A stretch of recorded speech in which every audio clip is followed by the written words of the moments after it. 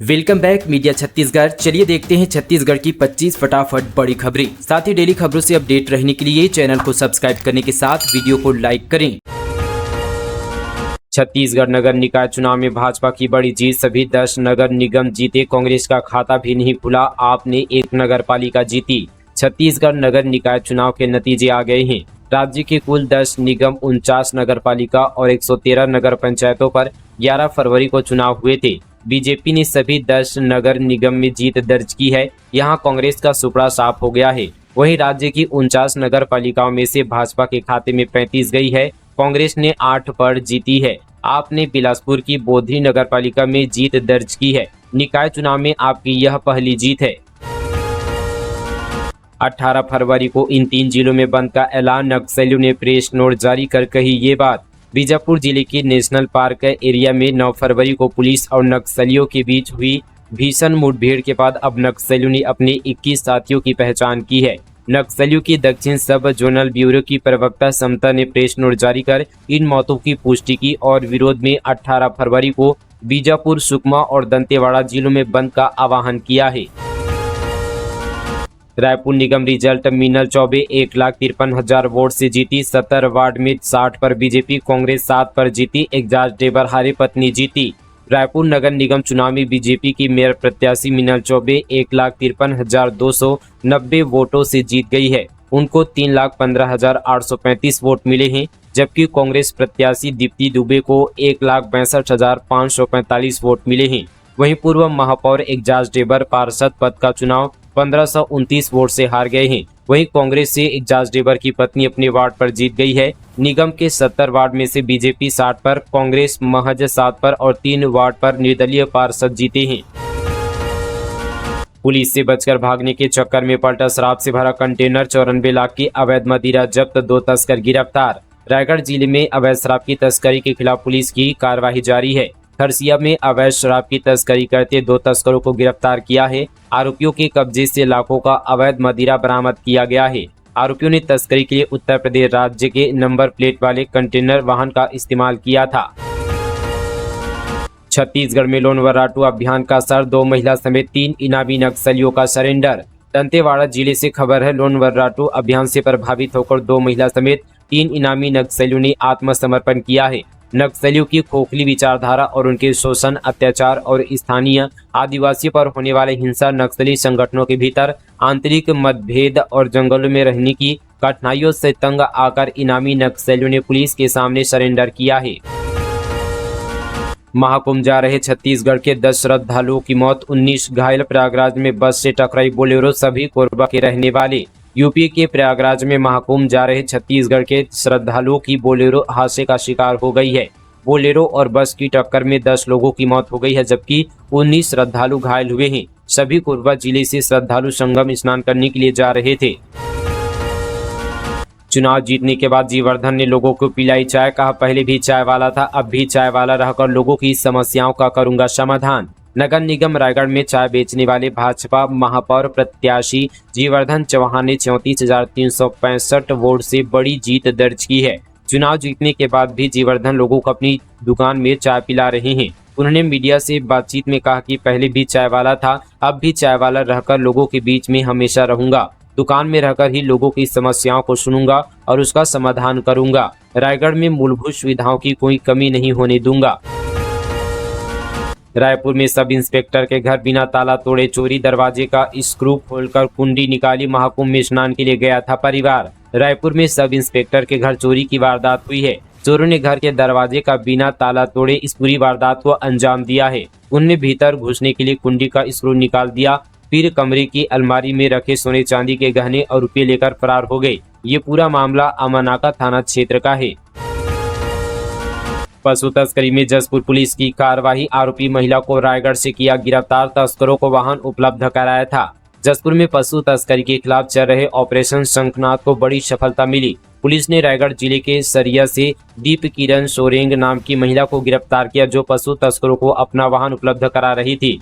मामला 2023 का, जब तोकड़ा पुलिस ने एक बिना नंबर की बोलेरो पिकअप से 10 गौवंशों को मुक्त कराया था। इस मामले में पहले यहां पर चालक हसनैन रजा को गिरफ्तार किया गया था। पूछताछ में उसने इमरान खान और वीरेंद्र सुमन का नाम बताया, जिन्हें क्रमशः पर 8 जुलाई और 7 अक्टूबर 2024 को गिरफ्तार कर लिया गया। राजिम तेलीन माता की अगाध भक्ति के कारण कमल क्षेत्र पद्मावतीपुरी बना राजिम। छत्तीसगढ़ का प्रयाग कहे जाने वाले राजिम का अपना पुराना धार्मिक और ऐतिहासिक महत्व है। उतना ही राजिम का नाम भी महत्वपूर्ण है। ऐसी मान्यता है कि सृष्टि के आरंभ में भगवान विष्णु के नाभि से निकला कमल यहीं पर गिरा था। ब्रह्मा जी ने यहीं से सृष्टि की रचना की थी, इसलिए इसका नाम कमल क्षेत्र पद्मावतीपुरी पड़ा। कालांतर में तैलीय समाज में भगवान राजीव लोचन के एक परम भक्तिन जन्म लिया, जिसका नाम राजिम था। इसी भक्तिन माता के नाम से कमल क्षेत्र पद्मावतीपुरी का नाम राजिम पड़ा, जो आज पूरे प्रदेश में नहीं बल्कि अपितु यहाँ आयोजित होने वाले कल्प कुंभ के कारण पूरे देश विदेश में अपनी ख्याति का परचम फहरा रहा है। तेज रफ्तार ट्रक ने साइकिल को मारी टक्कर, छात्रा की मौत। बलौदाबाजार में स्कूल से लौट रही थी, परिजनों ने 50 लाख मुआवजा मांगा।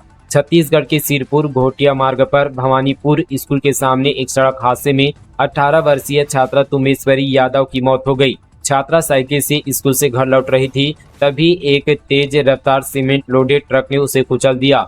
घटना के बाद आक्रोशित ग्रामीणों और मृतिका के परिजनों ने शव को सड़क पर रखकर चक्का जाम कर दिया। प्रदर्शनकारियों ने 50 लाख रुपए मुआवजे की मांग की और प्रशासन के खिलाफ नारेबाजी की। करीब 6 घंटे तक सिरपुर घोटिया मार्ग पर यातायात पूरी तरह से बाधित रहा। स्थिति को नियंत्रित करने के लिए एसडीएम सीमा ठाकुर मौके पर पहुंची और ग्रामीणों से बात की। प्रशासन ने तुरंत 50,000 रुपए की सहायता राशि देने का आश्वासन दिया, जिसके बाद आंदोलनकारियों ने जाम समाप्त किया। वैलेंटाइन डे का ऐसा चस्का पार्टी करने के लिए चुरा लिया सरकारी धान, 5 आरोपी गिरफ्तार। पश्चिमी संस्कृति के त्योहार अब गांव और छोटे कस्बों में भी अपनी जगह बना रहे हैं। इसी कड़ी में छत्तीसगढ़ के बलौदाबाजार जिले के कोसमंदी गांव में एक चौंकाने वाली घटना सामने आई है। यहां वैलेंटाइन डे मनाने के लिए 4 युवकों और एक नाबालिग ने मिलकर 40 कट्टा धान चुरा लिया। पूरी घटना 13 फरवरी की रात की है। धान पलारी तहसील के ग्राम कोसमंदी खरीदी केंद्र में रखा गया था, जिसे आधी रात के बाद चोरों ने मोटरसाइकिल से ले जाकर ग्राम अमेरा के पटेल किराना स्टोर में बेच दिया। डोकरा आर्ट की विश्व स्तर पर पहचान, पीएम मोदी ने फ्रांस के राष्ट्रपति को भेंट की। डोकरा आर्ट कोंडागांव के शिल्पियों में खुशी की लहर।